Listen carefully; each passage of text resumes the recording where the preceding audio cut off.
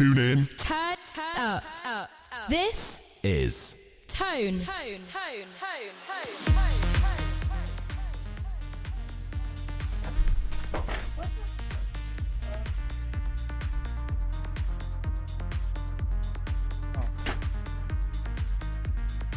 Stupid me, I thought I lost my headphones then. Oh, what a moron. Anyway, hello, I'm back. Samurai on the spotlight, Jack Edwards, that tunes in on a Wednesday morning. I have ran a bit late, so I do apologise about that, but it doesn't matter because no one's on before me. Plus, I don't think I have much planned talking about today because well, for me, there hasn't really been much news. Well, there's been the football, so I will be mentioning that. But other than that, I'm literally just gonna be speaking about Friday. Because if any of you guys don't know, on Friday I'm in a charity football match for the TVP team versus film production at Plot Court. Kick-off 3 p.m. in Gloucester. And please come along if you can. If you can't, go on the Facebook page, and it will be on there, and you can watch it live stream on Facebook. And yeah, it's going to be a really good match for charity. There's going to be some cheerleaders involved as well for I guess a halftime performance, but they are going to be there. That is for sure. So yeah, I am really looking forward to Friday. That's for sure. But I will get more onto that towards the end of my show. So because I haven't got much planned today for talking about wise, this show might finish earlier than usual, so it might finish earlier than 1 o'clock when I usually finish, but we'll see how much I get through. So yeah, that's what I've got planned on for today. So I'll get straight into what's just happened in the Premier League this weekend with two of our matches of that I'm going to analyse after these two songs. So yeah, please stay tuned and yeah, enjoy these next two songs.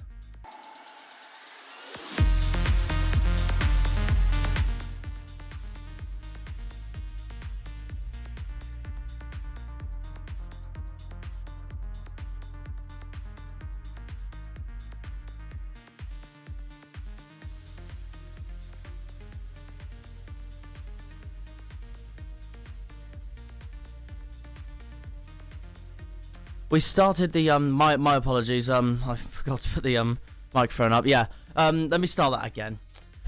Playing Can't Feel My Face by The Weeknd. This is Samurai on the Spotlight and of Jack Edwards reporting. Yeah. So we started off the weekend with us actually. We played Leicester City at the King Power Stadium in a massive fixture that was a battle between third place Leicester and fourth place Chelsea. And basically, if Leicester won the game, they would have pulled away from Chelsea, and what looked like they would have securely been in the Champions League for this season. Not mathematically, obviously, because it isn't actually confirmed, but looked very likely. Chelsea, on the other hand, if they won, well, they would have caught up to Leicester, and the top four would have been even harder to get into. But the match ended 2-2. So it was quite a I'd say it was actually quite a good game of football, I thought. Yeah, very good game of football. I got the result right in that it was a draw. I predicted 3-3, but it ended up 2-2, but it was still a draw. So I got that right, so I'm pretty happy with that. But as I said, it was a very good game of football, I thought. In the first half, because I was at the pub watching this on Saturday in Wolverhampton, because I was going back to see my mum and dad over the weekend because I wanted to see them, and also I owed them a visit. But yeah, in the first half, I thought Chelsea looked the better team. We kept creating chances. We kept missing them, unfortunately. And we made some cracking ballers, especially from Reece James when he made his crosses to the likes of Callum Hudson-Odoi, Tammy Abraham, and Pedro. Well, Pedro didn't play as too well compared to Abraham and Hudson-Odoi, but I thought the game was a very solid performance from both teams, that's for sure. Abraham miskicked it a few times in the first half, as did Hudson-Odoi. So yeah, we did fluff some chances there. Leicester also made some very good chances in the first half, that was for sure. Like, every time we made a defensive error from the likes of our defensive midfielders like Kante, or our centre-backs like Rudiger and Christensen, even though they did play very well though, either Harvey Barnes or Ayoze Perez managed to, get the ball very well, and then gave them possession, and then they made fantastic crosses to Vardy. Vardy missed a lot of chances as well, and yeah, it was a very tight match altogether, that's for sure. But it was the first half I thought was a bit more boring, because it wasn't as exciting as when we got to the second half. When we got to the second half, that is when I thought the real action kicked in. And as soon as the second half kicked off, Rudiger scored for Chelsea with a header. I thought when I watched it, it was more like a free header. And yeah, it was 1-0 Chelsea at that stage in the 46th minute. 8 minutes later, Leicester equalised. So our lead only lasted 8 minutes. And then Harvey Barnes scored a brilliant goal to equalise for Leicester City, which made it 1-1. Stayed like that for a while, and then it got to 64 minutes, and the hosts took the lead at the King Power Stadium. Ben Chilwell, a brilliant goal by Ben Chilwell. No one was marking him though, so Chelsea's defence and, well, just Chelsea's players in general made some errors there. But Chilwell gave Leicester the lead, made it 2-1, and yeah, Leicester ended 2-1 after that, after the 64th minute. But that lead didn't last long either. That only lasted 7 minutes because Rudiger scored another header to equalise for Chelsea. So it was a fairly good game of football, and I'd say 2-2 was a fair result as well. I'm pretty happy with that as well, considering I was dreading that we were going to beat Leicester last weekend. I honestly thought they were going to either win or draw with us. So yeah, I was pretty happy with the 2-2 result, unlike our 2-2 result with Arsenal before that, because we deserved the win and they got lucky. That's what I felt, that's for sure. Although in that second half, Harvey Barnes made a massive miss. Like, there was one ball that got crossed to him, and then it only just went wide of the post. And, well, they were so unlucky there, Leicester were, that's for sure. But I felt we deserved the result with the 2-2 draw. Also, Kepa was dropped, and he was replaced by Willy Caballero for the game. Frank Lampard dropped Kepa Arrizabalaga. And I will be honest, I was quite happy with that. He dropped Kepa because he simply hasn't been good enough the last few weeks. Now, if you compare Chelsea's defence and Arsenal's defence, this is just for an example for argument's sake. Chelsea's defence is a lot better. Arsenal's is a lot worse. But I rate Arsenal's keeper, Bernd Leno. I really do. I really rate Leno. But it's always the defence around him that lets him down. Take a look at David Luiz, for example. He's had a shocking season at Arsenal. But, yeah, that's the way I see it. Is that Bernd Leno's a cracking keeper. It's the defence that let him down. Whereas for Chelsea, the defence is a lot better. But the reason why we're letting in so many goals recently is because of Kepa Arrizabalaga. he is making. I understand he is young, and also that he still needs time to mature. David De Gea was the same when he was in his first 2 seasons at Manchester United, and he was quite young as well when he came to Manchester United. But Kepa, and I know Kepa needs time, but he just, I felt it was the right time for him to be dropped because he simply hasn't been good enough the last few games. So yeah, that's the way I see that. And then right at the end of the match between Leicester and Chelsea, Leicester were close to having a penalty because Antonio Rudiger looked like he handballed it right towards the end. And I honestly thought it was going to go to VAR, and I thought Leicester were going to have a penalty and they would have won it 3-2 because knowing Jamie Vardy, he would have smashed that penalty in because he's one of the best penalty takers I've seen for the last few years. And Leicester would have surely won the game after that. But for me, I felt if that happened, it would have been undeserved because I thought Chelsea played superbly against Leicester.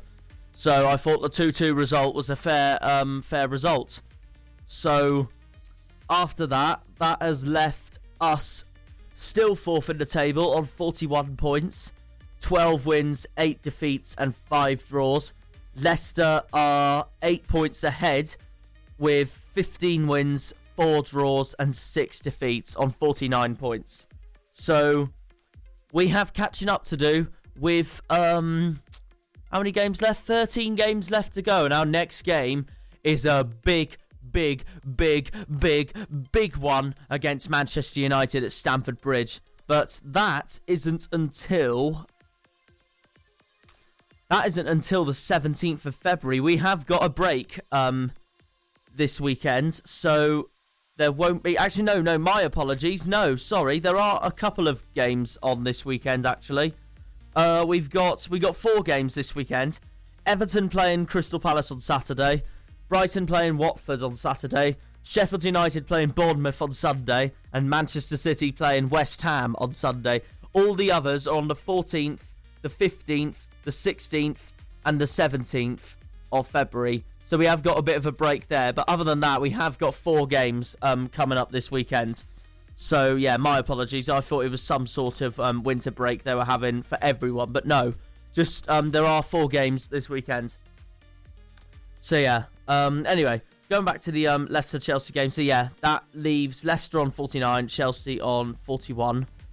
And, yeah, they both have catching up. Well, Leicester can easily catch Manchester City up and finish second spot. But Chelsea have to catch Manchester City and Leicester up if they want to finish second, because Liverpool are miles ahead this season and they look certain to win the Premier League this season, that's for sure.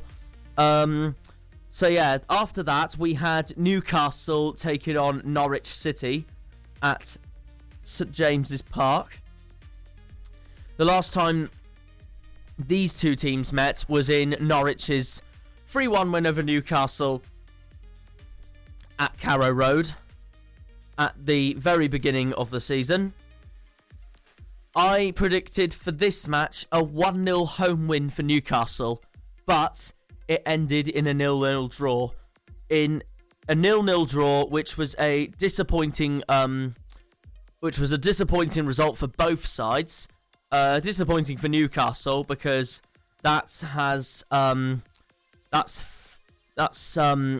it's kind of disadvantaged their chances to finish in the top 10 this season. As for Norwich, it leaves them further adrift of safety, and they look very likely now to be relegated this season, which is a shame because they had as I said before, and I'll say it again, Norwich had such a promising start to the season. So yeah, it was a disappointing game for both teams. As I said, Norwich earned a point at Newcastle, but they were left frustrated by a number of wasted chances, which saw them slip further away from safety. Daniel Farke's side showed greater endeavour in a tight contest, but leading scorer Teemu Pukki failed to take several chances. The Finnish footballer, who has 11 Premier League goals this season under his name, blazed over from a counter-attack and was also thwarted on separate occasions by Newcastle goalkeeper Martin Dubravka and defender Federico Fernandez, Sam Byram also went close, but found Dubravka in fine form to deny the Norwich fullback from a corner. Norwich started the day bottom of the table and 6 points from safety. This result, combined with others elsewhere, increased that margin to 7. Not by much, but still, that is further away from safety for the Canaries, the men in East Anglia, that's for sure. Newcastle's best efforts came from Alain Saint-Maximin, who forced Tim Krul into 2 good stops, while, for me, one of their best players of the season, Miguel Almiron, should have headed in with the goal gaping, that's for sure. But it showed Newcastle were poor in attack once more, and as I said, they had a very disappointing game. Both teams had a very disappointing game, but Newcastle especially because, as I said, Norwich showed the greater impact in the tight contest, even though it was disappointing for them, as I said, as well. Newcastle did introduce their loan signings today. Newcastle introduced their signings during the match. Danny Rose and Valentino Lazaro, both in the second half. And Steve Bruce was hoping for a boost from another new arrival, former Tottenham player Nabil Bentaleb, the Algerian, who made his first Premier League start in midfield.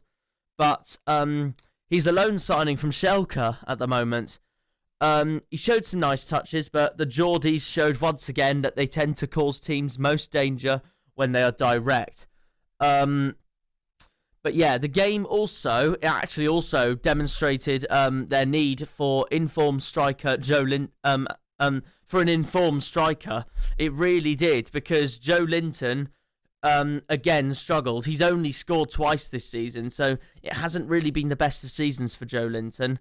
So that showed that Newcastle relied heavily on Alain Saint-Maximin from the left wing. So Newcastle technically are doing a Chelsea in a certain way. Well, when Chelsea had Morata and Higuain, and to a certain extent Giroud, who we still have. But I mean, yeah, Joe Linton has been struggling, so they have been relying on Saint-Maximin. But yeah, it was a very disappointing result from both sides, even though Alain Saint-Maximin was man of the match for the game. That's for sure. Steve Bruce even said that they were we were totally disappointed. That's for sure. And Daniel Farke said exactly the same thing. We're totally disappointed because we totally dominated. So yeah, it really has been a disappointing game for both sides. That's for sure. And what that's done in the Premier League table is that Norwich stay on. Well, because of the draw, they moved to 18 points, 4 wins, 6 draws, 15 defeats. More than any other side this season. No wonder they're bottom of the table. But yeah, it's left Norwich 7 points adrift from safety, which is where Aston Villa is in 17th on 25 points. As for Newcastle, they're in 12th place on 31 points with 8 wins, 7 draws and 10 defeats. Level on points with Arsenal, Burnley and Southampton in a battle for 10th spot, with Crystal Palace just behind in 14th. It's a very, very tight encounter, or tight table, all the way from Tottenham in 5th with 37 points, all the way down to Palace in 14th, because they're all so close together. And then just below them, you got 26 points to 18, which is where 15th to 20th is, with Brighton, Bournemouth, Villa, West Ham, Watford and Norwich. But yeah, disappointing match for Newcastle and Norwich, even though Alain Saint-Maximin got man of the match. Antonio Rudiger got man of the match for Leicester Chelsea for his efforts with his 2 goals, both coming from him, as he's a centre-back. He is the centre-back, and he had a cracking game against the Foxes. So, yeah, that's for sure. After the break, after my next 2 songs, we'll go on to my next 2 matches. The next 2 matches of this previous weekend were Crystal Palace against Sheffield United at Selhurst Park, followed by West Ham's encounter with Brighton at the Olympic Stadium in London. So yeah, stay tuned and you'll hear for more. It's not about the money, money, money.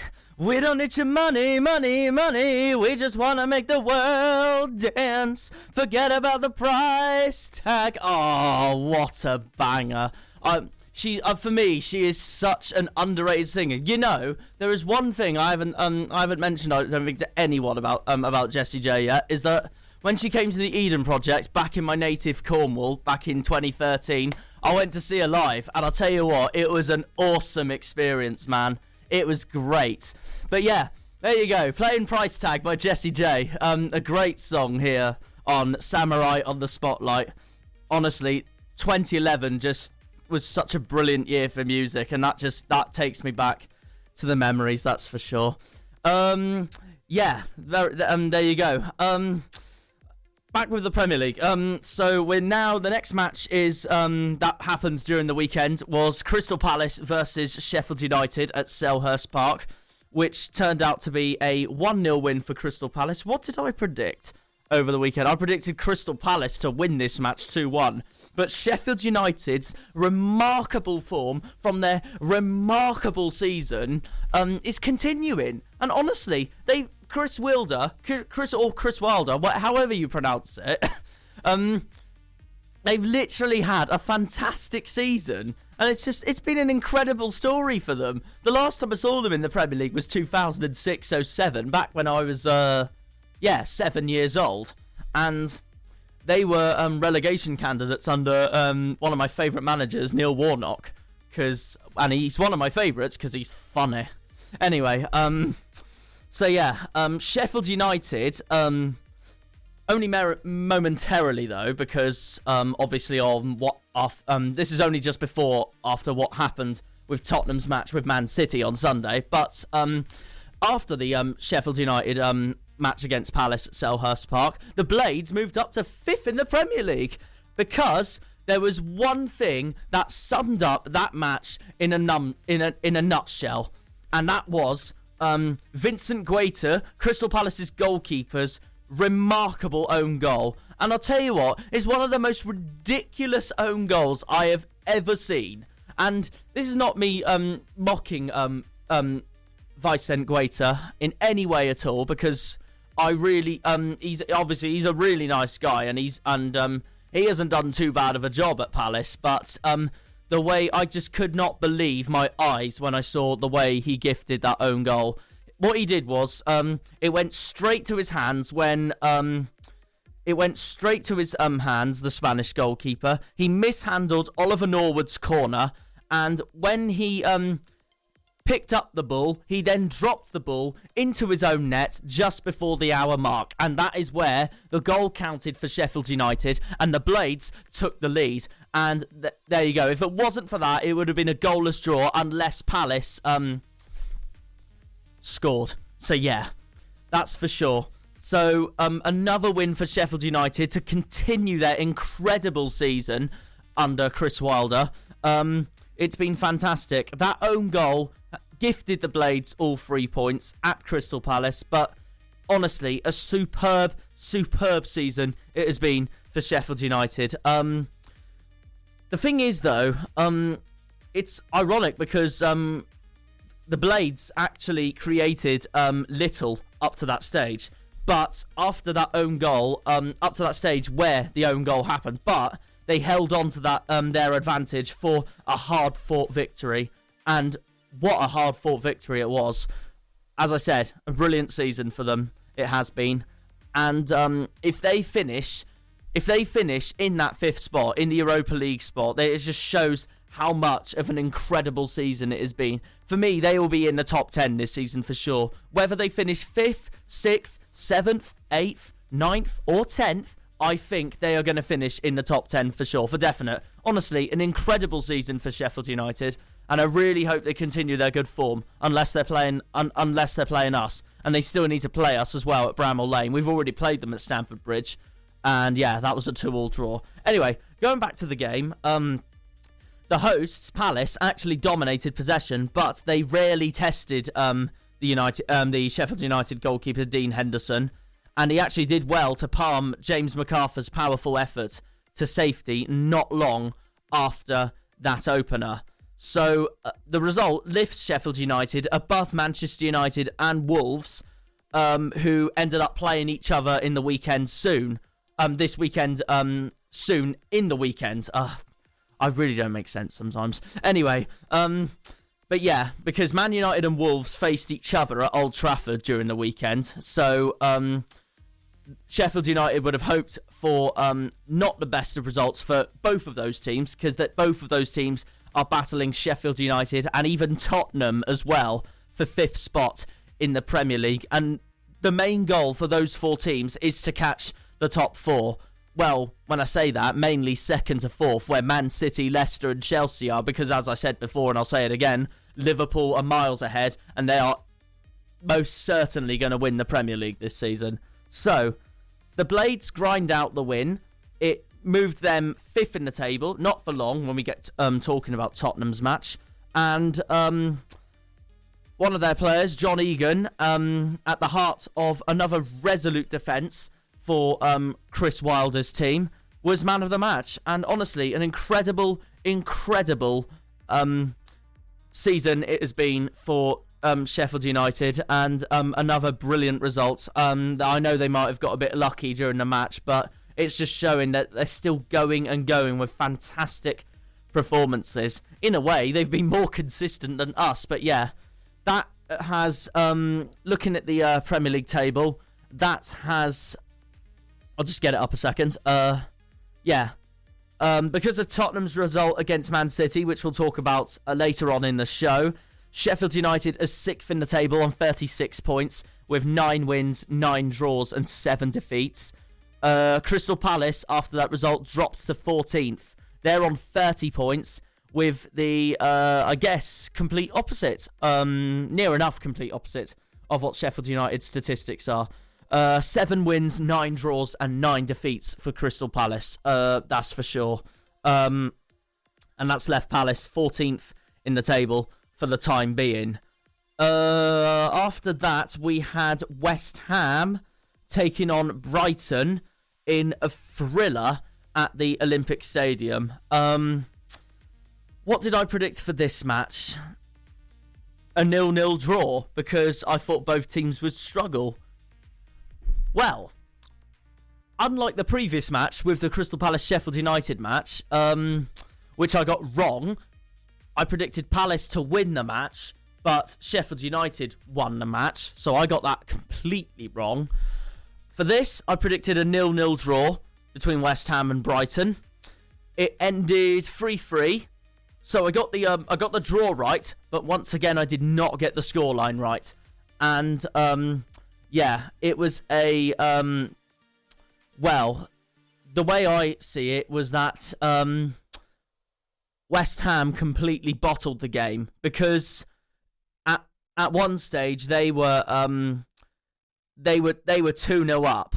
They were 2-0 up at one stage. Then it was 2-1. Then it became 3-1. Yeah.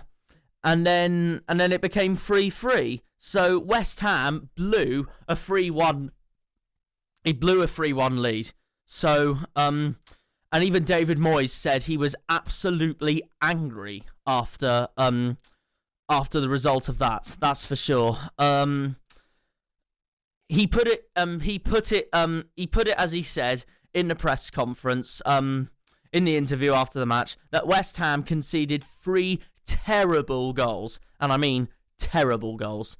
Like, they were very woeful when Brighton got those goals to make sure they secured a point at the Olympic Stadium, because West Ham looked to have that game in the bag and secure a 3-point win. That would have been a 3-pointer for the Hammers, but they completely blown it. And it's a shame, because they had such a fantastic start to the game as well. Issa Diop scored in the 30th minute. Then Robert Snodgrass in the 45th minute, then with his free kick, gave the Hammers an advantage with a 2-0 lead. But Brighton came back. They responded with it was when West Ham goalkeeper Fabianski, he punched Pascal Gross's corner off Angelo Ogbonna's shoulder, and it went into his own net. So it did bring Brighton back in the game at that stage, but Snodgrass's long range drive later on in the 57th minute of the second half put West Ham in control at the Olympic Stadium. But Brighton fought back yet again, and as I said, West Ham completely blown their 3-1 lead and only ended up securing a point instead. So that result would have left the Hammers fans absolutely fuming. It left David Moyes fuming. It's probably left the fans fuming, and it would have left the players fuming as well, especially as that result. If I quickly look at the Premier League table a second, so West Ham started the weekend before the weekend with 23 points after a really, really poor run of form, and they looked to go down, and they are in the relegation scrap. West Ham are. That result would have put West Ham out of the relegation zone if they won that match, and it would have put Aston Villa back in the relegation zone. But the Hammers completely blew it. So a really, really disappointing game for West Ham during the match, that's for sure. And the players, David Moyes even said that the players knew that he was very angry and very disappointed. So when it was 3-1, the visitors, Brighton, fought back again as Pascal Gross prodded home before VAR awarded Glenn Murray's dramatic late equaliser, despite the striker initially appearing to handle the ball in the process. So no wonder West Ham were absolutely fuming. And the thing is, Moyes even said that in the main, we were very good, but for a couple of really silly mistakes. We offered a threat, as did they. The performance was good, but it's tarnished by a couple of mistakes. So yeah, absolutely fuming from West Ham supporters from their point of view. The West Ham failed to see the game out, and yeah, a disappointing game for West Ham. But Brighton's inspired late comeback secured them the points, and that has kept Brighton. That has put Brighton are 15th in the table, 6 wins, 11 defeats and 8 draws on 26 points. They're only 2 points ahead of West Ham, because West Ham are on 24 points with 6 wins, 6 draws and 13 defeats. It is really tight between Brighton in 15th, all the way down to Watford in 19th, with Bournemouth 16th, Aston Villa 17th and West Ham in 18th. They're all tight together from 15th to 19th spot, with Norwich 5 points behind Watford on 18 points, and they look certain to have gone down. Well, not certain, likely. That's what I mean. So yeah, that's for sure. Robert Snodgrass did get man of the match with his 2 goals. That's for sure. But yeah, that result did leave a disappointing mark on West Ham United, that's for sure. And in their next match, who are they playing in their next match? In their next match, they are away to Manchester City at the Etihad Stadium, and that is going to be a really, really tricky game for the Hammers. As for Brighton, they are playing Watford at the Amex Stadium in a battle for relegation. The next 2 matches I'm going to be talking about after the break, where after the break I will be talking about another relegation scrap, which was a match between Bournemouth and Aston Villa at the Vitality Stadium, followed by Watford taking on Everton at Vicarage Road. That's for sure. So they will be the next 2 matches I will be talking about. So yeah, stay tuned. After the break, I'll be talking about those. Now, let's have some fun by Coldplay. Playing Music Sounds Better With You by that... Oh, I'm terrible with remembering some of the names of the songs recently. It's ridiculous. Anyway, that is a classic song. That song was, that's for sure. And before that we had Fun by Coldplay, another amazing song. But yeah, welcome back to Samurai on the Spotlights. As I was doing, we're continuing with the well, I guess my analysis of what we saw last weekend during the football. That's for sure, in the Premier League. Yeah, that's for sure. I am now currently on going through the matches with Bournemouth against Aston Villa at the Vitality Stadium. A massive, massive game this was for both teams, because both teams are in the relegation battle and both teams are looking to stay up.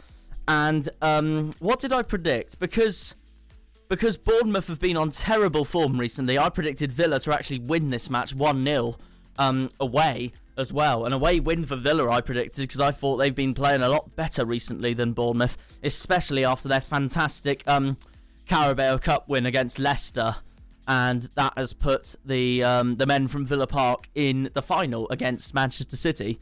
And because of that, I'm actually really hoping for Aston Villa to win the Carabao Cup this season, because I don't want Man City winning it. Anyway, the result, going back to Bournemouth Villa, the result ended 2-1, so unfortunately I got this prediction wrong. It was because as I said, I predicted a 1-0 win for Aston Villa, but Bournemouth ended up winning the match 2-1. Billings scored the first goal in the 37th minute. Nathan Ake with the second in the 44th minute. And then Aston Villa's Samata scored their consolidation goal in the 70th minute of the second half. But they couldn't find an equaliser, which Bournemouth held on to be the winners. And they secured all 3 points. The only downside for Bournemouth during that match was that Jefferson Lerma got sent off in the 51st minute. And with that result, Bournemouth lifted themselves out of the Premier League relegation zone with that 2-1 victory over Villa. So yeah, big battle for relegation, and what a win it was for Bournemouth, especially that it's lifted them out of the relegation zone, and that has in the table, that has put Bournemouth up to 16th. 7 wins, 5 draws and 13 defeats. Bournemouth is 16th, and yet they have more wins than Arsenal. Wow. Aston Villa also have more wins than Arsenal, and they're 17th in the league. 7 wins, 4 draws and 14 defeats. It's because Arsenal have so many draws, that's for sure. But anyway, 2 first half goals in 6 minutes from Philip Billing and Nathan Ake proved enough to secure all 3 points for the Cherries. But as I said, they did find themselves down to 10 men in the early stages of that second half. Midfielder Jefferson Lerma shown a second yellow card for a foul on Jack Grealish. So Villa did found a way back into the game, courtesy of 8.5 million signing Mbwana Samata, who became the first Tanzanian to score in the Premier League with a debut goal on 70 minutes. But Eddie Howe's side held their advantage throughout the rest of the game. So therefore, they secured all 3 points, and they managed to withstand Villa's pressure. And they can celebrate back-to-back league wins for the first time since September, because it has been a pretty disastrous season for Bournemouth so far. So this is a massive relief. Out of all the seasons I've seen Bournemouth in the league ever since 15-16, this has been their worst one. Their best one was 16-17 when they finished 9th. They had an incredible season then. And then 17-18, they were mid-table contenders. Same with 18-19. With 15-16, they finished 16th. But this season for me has been their worst. But that result is a massive relief for the Cherries, and especially for Eddie Howe. That's eased the pressure on him as well. But the Villa win, a big moment in the relegation fight, according to Eddie Howe. That's what he said. 3 weeks ago, on a run of 6 winless league games. Yeah, 6 winless league games. It actually didn't look like Bournemouth had the strength of a relegation fight. So the victory... So yeah, back-to-back victories. The victory over Brighton lifted the gloom. And now, another one against Villa suggests there could be a return in form for Bournemouth. And it really could make sure that they could survive. Disappointing day for Aston Villa, according to Dean Smith. Their main eye, I guess, on the moment, apart from... I guess their 2 main eyes at the moment are winning the Carabao Cup at Wembley and just surviving in the Premier League. And if they do that, that's a pretty decent season for Villa. They do sit 16th in the table at the moment. No, sorry, that's where Bournemouth are. Villa were 16th in the table before this match. Now they are down to 17th. Because down to 17th on 25 points. And Bournemouth are on 26 points with that win. Villa could have been down to 18th in the relegation zone if West Ham beat Brighton. But as I said, the Hammers completely blew it against Brighton over the weekend. Also, Pepe Reina returned to the Premier League, the ex-Liverpool goalkeeper, who is a loan signing for Aston Villa at the moment, and he played against Bournemouth. He's 37 years old, and he's still playing professional football, so fair play to him. I mean, like, the first time I ever saw him play was when he was at Barcelona in the early 2000s, that's for sure, before he moved to Liverpool. But anyway, Reina returned to the Premier League. Ryan Fraser got man of the match for Bournemouth. A great game for Ryan Fraser. The Scotland winger apologised earlier this week, saying, during the week, before the match, saying he had not played for the team, but that probably meaning he hasn't had many good games. But Fraser made up for that on Saturday with a performance that drew particular praise from Cherries boss Eddie Howe after the game. So yeah, pretty disappointing. Pretty disappointing day it was for Villa, and a very good game for Bournemouth. That was for sure. Sorry, I didn't mean to laugh then. I had something in my mind. But anyway, thinking in my mind about something else. Anyway, Jefferson Lerma got sent off, as we all know. Eddie Howe said that Jefferson Lerma's sending off totally changed the game, and that's where Villa bounced back with that consolidation goal. But either way, it was still a disappointing result for Villa because they could not find an equaliser. And as for Bournemouth, they held on to victory, and that has moved them up to 16th in the table, level on points with South Coast neighbours Brighton. So yeah. After that, we had Watford take on Everton at Vicarage Road in another thrilling encounter. I will be honest, I'd say we've had a pretty decent week of football in terms of games, apart from the Newcastle Norwich game, because that was a very disappointing game. But anyway, Watford Everton at Vicarage Road, 19th place Watford taking on Everton, who are looking to finish in the top 10 and they're currently sitting 9th at the moment. So that's for sure.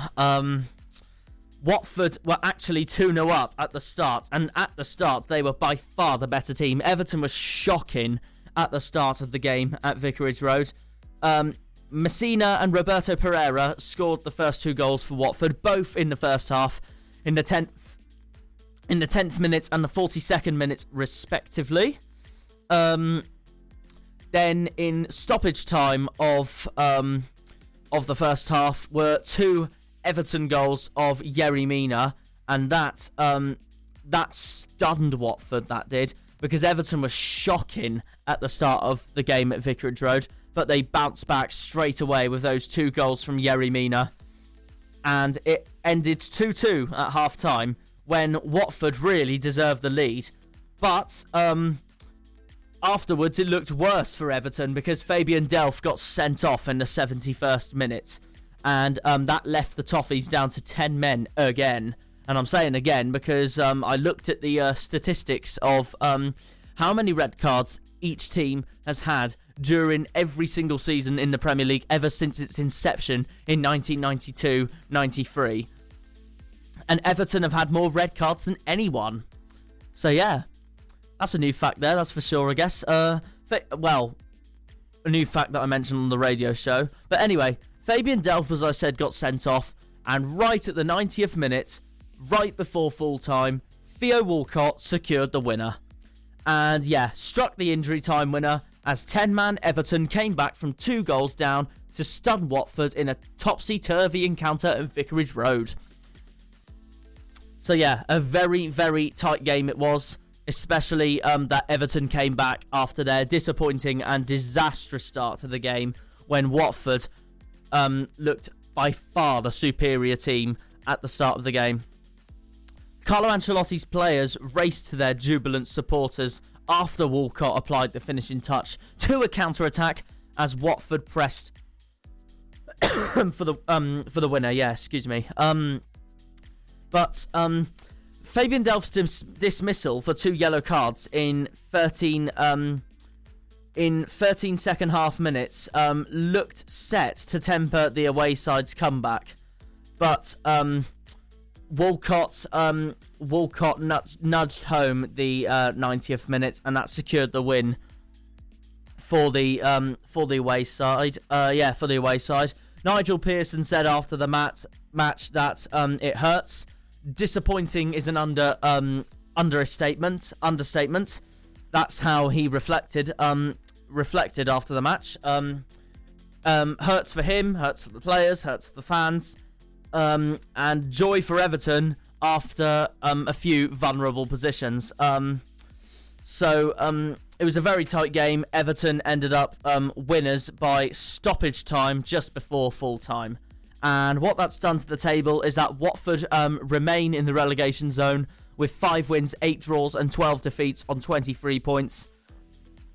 Everton are currently 9th, 2 points behind Wolves on 9 wins, 6 draws and 10 defeats. And it helps that they're 2 points behind Wolves as well. They're even 2 points behind Manchester United because both of those sides played each other at Old Trafford with a 0-0 draw, which I'll go on to later on in the show. What did I predict? I predicted Aston Villa to win 1-0 against Bournemouth. That didn't happen. And I predicted Watford to win 2-1 against Everton at Vicarage Road. And it ended up 3-2 to Everton. For goodness sake, I'm getting these predictions wrong. No! Anyway, but yeah, so I got those 2 predictions completely wrong, which is a shame. But brilliant results for Bournemouth and Everton, that's for sure. The next 2 matches are Liverpool against Southampton at Anfield, and then Manchester United against Wolves at Old Trafford. So I will be talking about those 2 matches after the break, after my next 2 songs. So please stay tuned, because now I want to be a billionaire.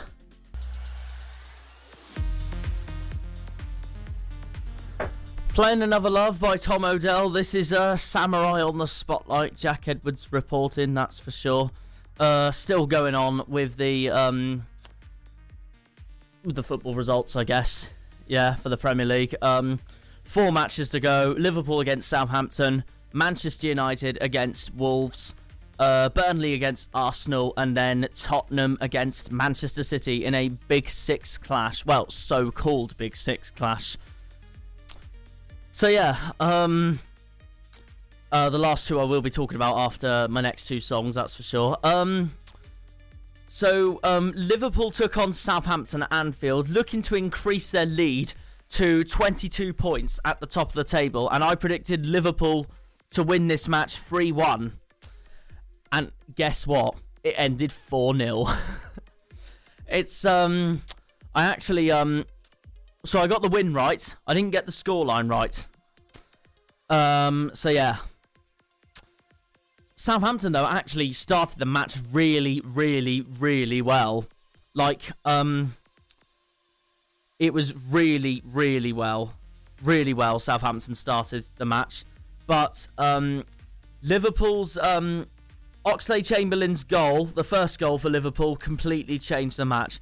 And then Jordan Henderson took control. He has been superb this season. He's been superb the last few seasons, but this season, for me, has been his best. People go on about, one of the mainly kids. This is where I'm referencing back to my brother, or people around his age, that's for sure. But they all go on about, the best player was Salah, or Mane, or Firmino, or just someone that they just like too much. I mean, don't get me wrong. All three of those players have had incredible seasons, like the rest of the Liverpool team have. But for me, the best player this season for Liverpool has been Jordan Henderson. Last season, I would have given it to Virgil van Dijk. The season before, 17-18, I would have given it to Mohamed Salah. This season, though, I would give it to Jordan Henderson, because the man is the backbone of that team. If it wasn't for him, Liverpool would be they would be struggling a lot more without Henderson. And I think even in some previous games, when Klopp didn't play Henderson, I think Liverpool as a whole, when they were playing, were struggling. So he's the backbone of the team, Jordan Henderson is, and he had an incredible performance against Southampton, and just shows off how much of an incredible season he really is having. And he scored in the 60th minute. Oxlade-Chamberlain scored the first goal, and then Salah got 2 in the 71st and 90th minute, and one of those goals he scored was a fantastic ball from Henderson to get to Salah. And the goals, even though Southampton even though the scoreline was 4-0, Southampton had a fairly cracking game because they played well despite the 4-0 scoreline. But Liverpool were just better, and once again, they're clinical, consistent, and that is now for Liverpool 24 out of 25 wins. They have won 24, drawn 1, and lost none. 73 points. That is an incredible season so far, and it looks like they're going to continue that anyway. After that result, Liverpool now need 7 more wins to win the Premier League. But that might change when we talk about Tottenham, Manchester City. Anyway, after that result, Liverpool opened up the biggest lead by any team at the end of a day in English top-flight history. With that emphatic victory over Southampton, 22 points they now have over second-place Manchester City. But that could go down to 19 if they beat Tottenham, but we'll get to that in a minute. Well, when I say in a minute, I mean later on in the show. Anyway, Jurgen Klopp, though, said after the match that even though it was a massive 4-0 lead and they're 22 points ahead, he said that his side are not even close to being perfect. But then again, in my opinion, there's no such thing as perfect. That's the way I see it. But I mean, don't get me wrong, I think Liverpool are currently the best side in Europe right now, but there's no such thing as perfect. Because, especially with the Premier League, because 2 seasons ago, Manchester City finished top spot with 100 points and dominated the entire season. Second place Manchester United finished on 81. Liverpool could break that record this season and could get over 100 points. But when Man City got those 100 points back in 17-18, everyone said they would dominate for years to come. They'd say Pep Guardiola would dominate the next few years of football. It hasn't happened. Because the Premier League is the best league in the world and it's so tight. No one really dominates. Apart from Manchester United in, I guess, back in the 90s, apart from, Manchester United in the 90s dominated, but that's because hardly no one challenged them. You had your Blackburn in 94, 95, and then you had your Arsenals at the end of the 90s when Arsene Wenger came in. But other than that, Manchester United dominated the 90s, but I don't think Liverpool are going to dominate for years to come, because there's so much, even though they have a massive points lead, there's so much competition over that. It was the same with Man City in 17-18. They had a massive points lead over Manchester United in second place. But the following year in 18-19, which I know last season, which I know City won the league again, but all the other teams strengthened. Liverpool strengthened, Chelsea slightly strengthened, all the others strengthened. Mainly it was Liverpool that strengthened because they took City to the wire last season. But this season, Liverpool have took command and City have fallen behind. And I think Pep Guardiola even said that he wanted to make a lot of new signings over the summer. But as for Liverpool, it's just superb. 22 points ahead of Manchester City. And that 4-0 win has made it even better.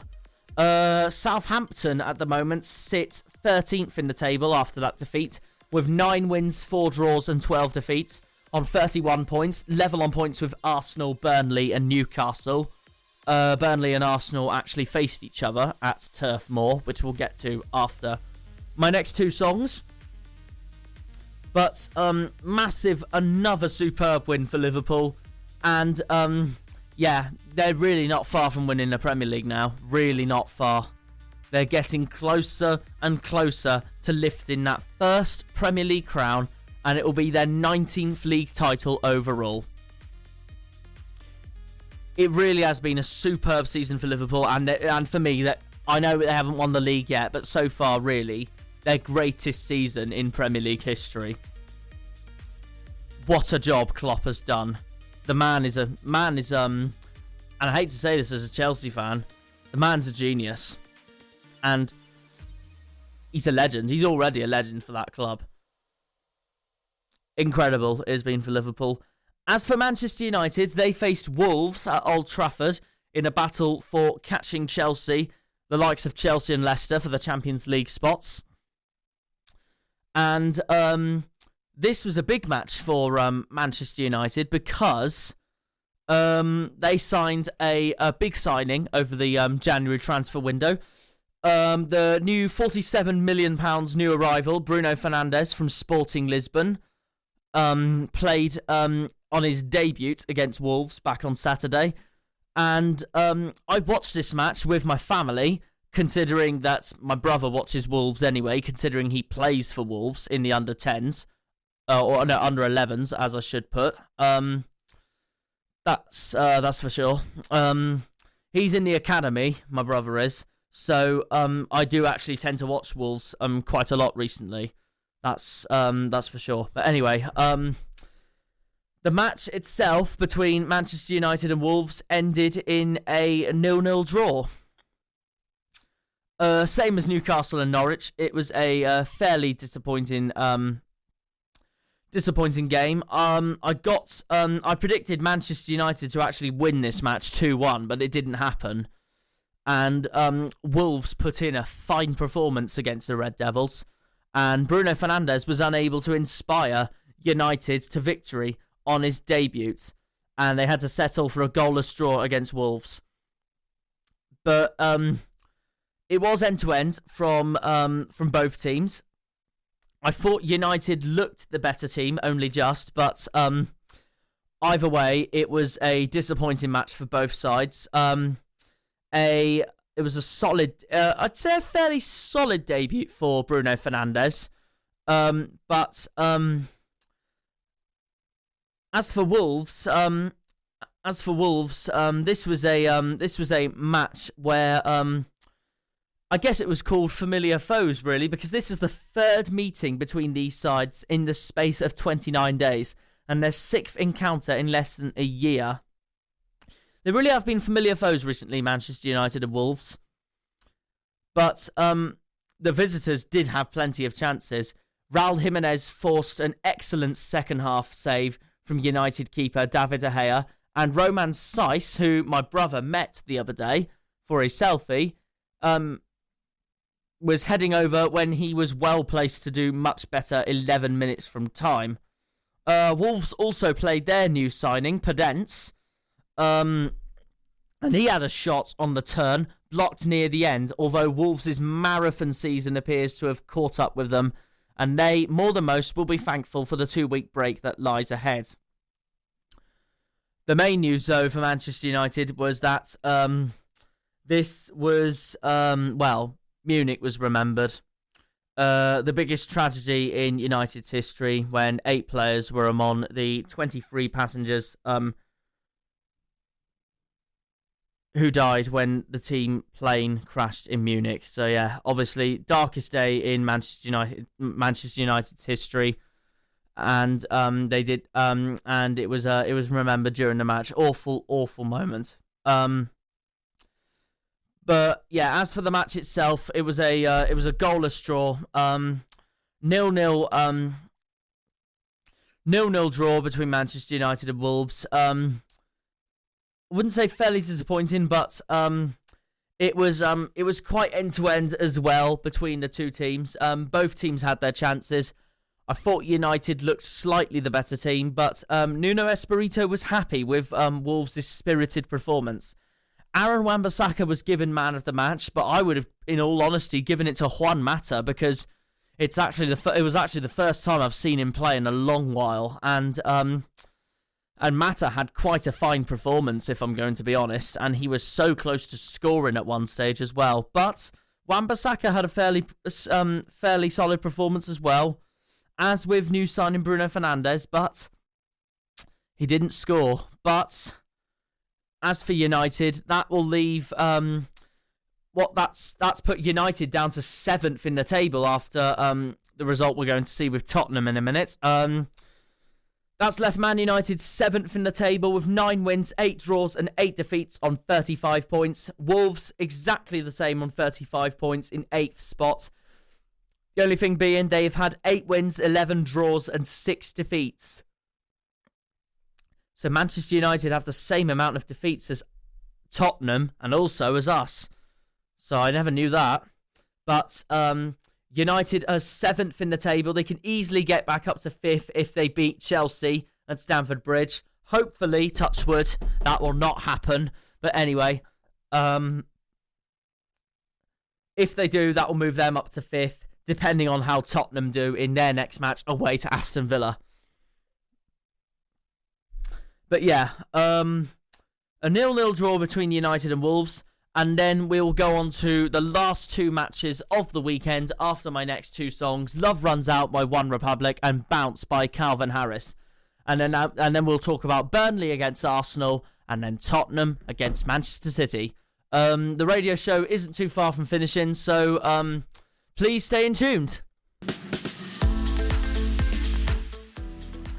Playing Bounce by Calvin Harris, feat. Kellis. This is Samurai on the Spotlight. Jack Edwards reporting. We're now on to our final 2 games of the weekend from the Premier League, which both happened on Sunday. Back on Sunday, Burnley taking on Arsenal and Tottenham taking on Manchester City in a clash that we know is, I guess, the so-called Big Six clash. A so-called Big Six clash.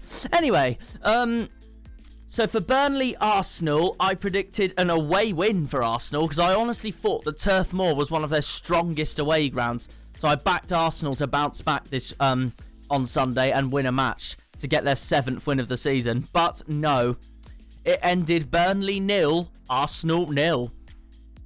And it turned out that Burnley wasted the chance to punish Arsenal, and who escaped from Turf Moor with a point from a goalless draw. I mean, the Clarets at least ended a run that had seen them beaten in their previous 11 games against the Gunners, but the home side should have had more. After riding some early pressure from the visitors, Burnley gradually asserted themselves to bombard the Arsenal goal with headed efforts. Jeff Hendrick and James Tarkowski were most culpable of missing with headers, both failing to hit the target from close range, while Jay Rodriguez volleyed against the underside of the bar when he should have scored. Arsenal, however, extended their unbeaten run to 7 games in all competitions, as well as being unbeaten in 7 successive Premier League away games. In truth, though, they were uninspired for long periods of this game against Burnley, failing to gain a boost from the return of captain Pierre-Emerick Aubameyang after a 3-match ban due to his red card against Crystal Palace a few weeks previously. So Arsenal did fail to capitalise on that. That's for sure. So not the best of games for Arsenal. Burnley, though, as I said, should have had more. They looked the better team during the match. The draw sees both teams make marginal gains up the table. Arsenal to 10th and Burnley 11th, both on 31 points. But Burnley entered this game on the back of league victories over Leicester and Manchester United, and will wonder how they did not make it 3 in a row. And Burnley have been on fire recently with their form, so they really should have had more in this game. But it was a disappointing game for Burnley, though, at the end. Same with Arsenal, as the Aubameyang return fails to inspire the Gunners. James Tarkowski did get man of the match. It could have also gone to his centre-half partner, Ben Mee, as both were involved at both ends of the pitch, but Tarkowski edges it through a colossal performance in the air. And, the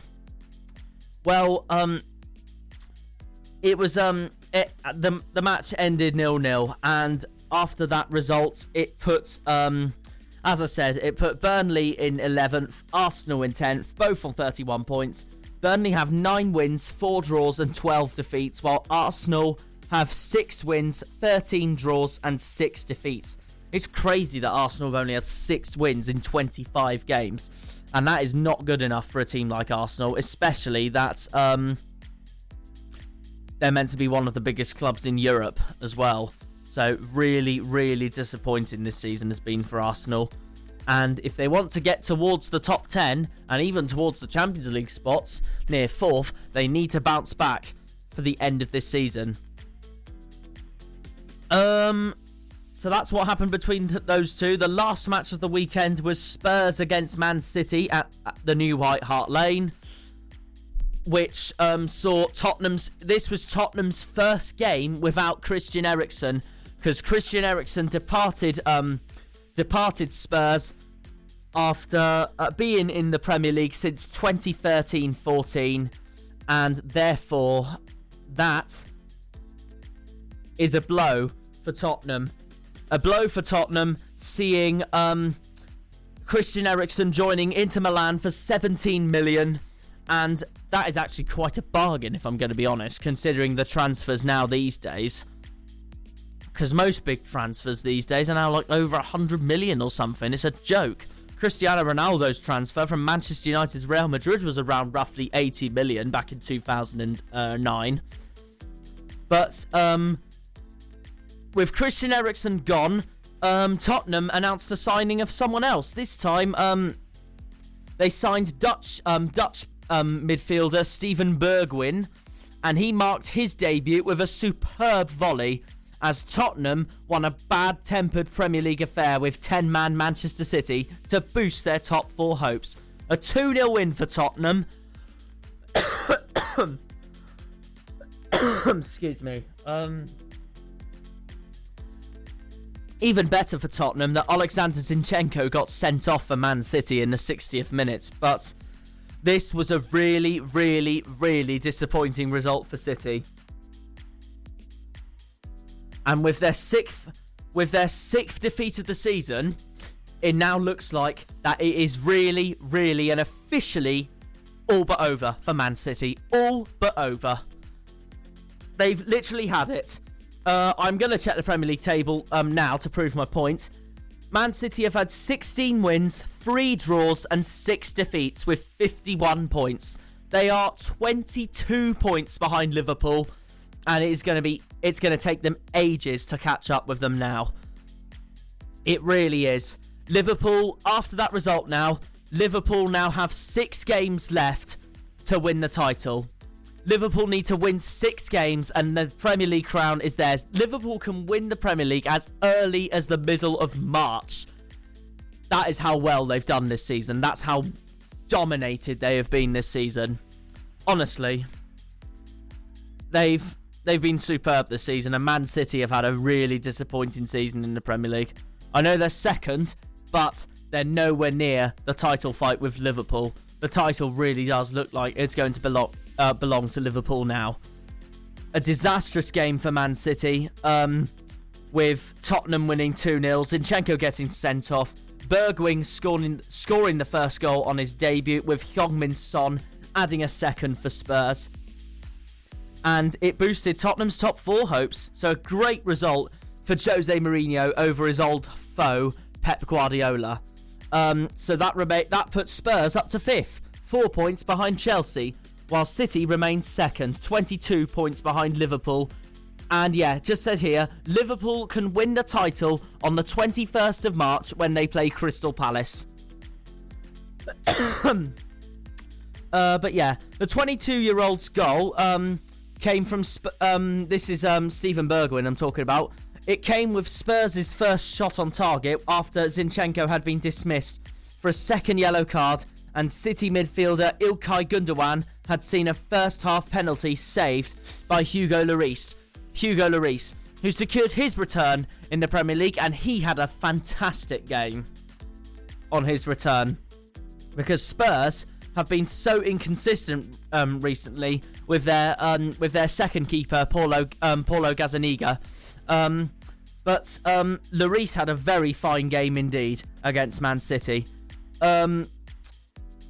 But it was a brilliant win for Tottenham, but it was no Mourinho masterclass because City did play well. Pep Guardiola was actually chasing their 5th league win in 6 games and dominated possession, but failed to convert a glut of glorious chances. Lloris brilliantly flicked a Sergio Aguero effort onto the post, and the Argentine was then at the centre of a chaotic few minutes towards the end of the first half, winning a penalty awarded by VAR following Serge Aurier's clumsy challenge. But Gundogan missed the penalty, and that blew it really for Man City. And then Tottenham went on to win 2-0 after Zinchenko sent off. Bergwijn makes immediate impression, while City lack finishing touch. But it was Giovanni Lo Celso that was awarded the man of the match. The Argentine midfielder covered more ground and played more passes than any other Tottenham player during the match. So yeah, that really has what's happened with the Premier League this weekend. Before I talk about the build-up of Friday, because if you know what's happening on Friday, TVP of the University of Gloucestershire are playing film at Plot Court in Gloucester. Kick-off at 3 p.m. Please come along to watch the match if you want. I'd say do so, because it's going to be a great match for charity and it'll be awesome to watch. There are going to be loads of people there watching. If you can't watch it or make it to Plot Court, we have the Facebook page of the match, and you can watch it in the description as part of the live stream, and it's all there. So please watch the match. Before I go on to the match, though, I just want to quickly go through the Premier League table before I finish. Before I go through the build-up to our match and the team I'm in with the TV team, and yeah. So Norwich are bottom on 18 points, Watford are 19th on 23, West Ham 18th on 24, Villa 17th on 25, and then Bournemouth and Brighton both in 16th and 15th respectively on 26 points. Brighton have a higher goal difference on -7, while Bournemouth are on -13. Crystal Palace are 14th on 30, while Southampton, Newcastle, Burnley and Arsenal are all on 31 points. With Southampton having a goal difference of -15, Newcastle -12, Burnley -10, Arsenal -2. Everton are 9th on 33 points, with Wolves in 8th on 35, Manchester United 7th on 35, but but United have a goal difference of 7 compared to Wolves' 3. Sheffield United are 6th on 36 points, while Spurs climb up to 5th on 37, 4 points behind Chelsea, who are on 41, who are a further 8 points behind Leicester in 3rd on 49, 2 points behind Man City on 51, who are an agonising 22 points behind Liverpool on 73 points, and they can win the title with 6 in 6 games if they win their next 6 games, and that is against Crystal Palace. So yeah, that really has been the news, I guess, from the Premier League. So yeah, before I close the show, I just want to say, as I said, on Friday, I am going to be playing in the charity football match for TVP, for the TV production team against Film for the uni, and there's several of us boys in the team. I'm one of 2 only second years. I'm one of the only second years playing. There's only 2 second years playing in the TV team. Me and fellow second year Sam Allgood. I'm playing as number 8. Sam Allgood's number 6. But it's going to be. I will be honest. I'm very nervous for the match because I don't know what Film are going to be like. So that's for sure. It's going to be a really tough one. But yeah. So this is. I don't know exactly who the film squad is for Friday. I'll find out on Friday. I'm probably going to even do a YouTube vlog on Friday as well when I'm not on the pitch, because I am on the bench at the start. So I will be coming on whenever I come on, I guess. So yeah. The rest of the team, other than me and Sam Allgood, are third years. And I'm just going to go through the squad now. So we have number 22, Alex McBurney. Number 4, Emin Yavuz. Number 7, Frank Spooner. Number 8, me. Number 17, Jacob Hucker. Number 10, Jake Shaw. Number 12, Luke Brown. Number 11, Luca Williams. And Luca is our captain as well. Number 27, Ollie Fergs. Number 2, Orion Stock. Number 21, Owen Scott. Number 1, and our goalkeeper, Rob Crockford. Number 9, Ross Kinsey. Number 6, Sam Allgood. And number 3, Tom Phelps. Come on, boys. We can do this on Friday. I really hope we can. I mean, I know it's a charity match, obviously, so it's going to be fun no matter what. But as I'm a passionate guy and a competitive guy at the same time, I obviously want TV to win on Friday. And if we do, then I'm going to be so happy. That's for sure. But either way, Friday, I'm a bit nervous because I want to play well. But it's going to be a very exciting day for us all. Not just for me, but for us all. So please come along on Friday if you want. Please, but either way, please come along. It's going to be great to watch, especially for the uni, for the county, and to see 2 industries go head to head on Friday. TV versus film. It's going to be very, very exciting to watch. Not just 2 industries, but 2 courses going against each other as well. So it's going to be very, very interesting. It's at Plot Court in Gloucester. Kickoffs at 3 p.m. If you can't watch it, try and watch it on the Facebook. If you can't make it to Plot Court on Friday, try and watch it on our Facebook link, which will be in the which is on the Facebook page, and there'll be a live stream of that as well. There'll be commentary. There'll be the usual rules: the yellow cards, red cards, offsides, and it's literally like it's like a proper game pretty much. So it's going to be very exciting to watch. So yeah, please come along if you can. If you can't, don't worry. Then I'd suggest putting it on, going on the Facebook link and watch it from there. But it's going to be a great match to watch, and even though I'm slightly nervous, I'm really, really looking forward to it. And next Wednesday on my next radio show, I'm going to reflect on my own performance myself alongside the 4 Premier League games that are showing this weekend, which I'm going to predict right now, actually, just before I close the show off. So I'm just going to get those up a second. Come on. Okay, so on Saturday we have Everton taking on Crystal Palace at Goodison Park. Now, I don't know what it's going to be because Everton came back with their win against Watford. Palace, though, made a mistake against Sheffield United, but Palace I tend to see usually play well against Everton. Excuse me, but I'm gonna go for a home win for the Toffees.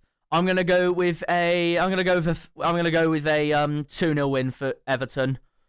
I don't know whether Guaita is gonna get dropped or not. He probably will, but he also might probably not because it was one mistake, even though it was one quite bad one as well. Anyway, next we have Brighton and Watford at the Amex Stadium. When these two sides last met, Brighton won the match 3-0 at Vicarage Road when Watford had that awful start to the season and they were rock bottom right at the start of the season.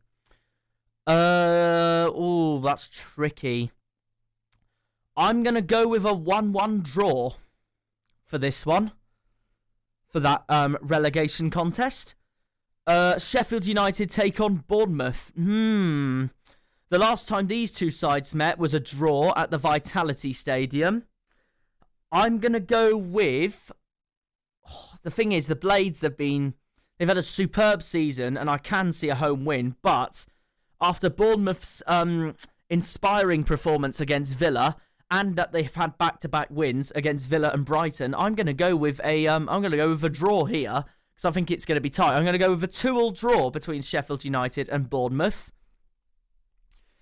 And the last match of the weekend is Man City against West Ham at the Etihad Stadium.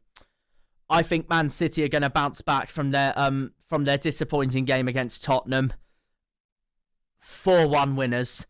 And also that West Ham have been, well, they were meant to win against Brighton, but they blew it, and I can't see them beating Man City on Sunday. So yeah, I'm going with a home win for City. 4-1 for Manchester City. So yeah, that is my predictions for those 4 games. The other 6, Wolves taking on Leicester, Southampton taking on Burnley, Norwich taking on Liverpool, Aston Villa taking on Tottenham, Arsenal taking on Newcastle, and Chelsea taking on Manchester United. They all happen after my next radio show, so I will predict those next Wednesday in next week's show. So yeah, I want to thank you guys for listening to me today. I actually covered a lot more than what I thought. I honestly thought I was going to finish early, because I honestly thought I didn't have much to talk about. But no, I did it. So I'm going to end the show with Drag Me Down by One Direction and Something Just Like This by the Chainsmokers and Coldplay. And then after that, it'll just return to some other music that's just showing on the current playlist. So yeah, thank you for listening. And if you do see me on Friday at the football match, please come and see me play, because it'll be better if we had more fans coming as well, and it would be great for the uni as well. So yeah, thank you for listening, and I will listen to you guys next week. Cheerio!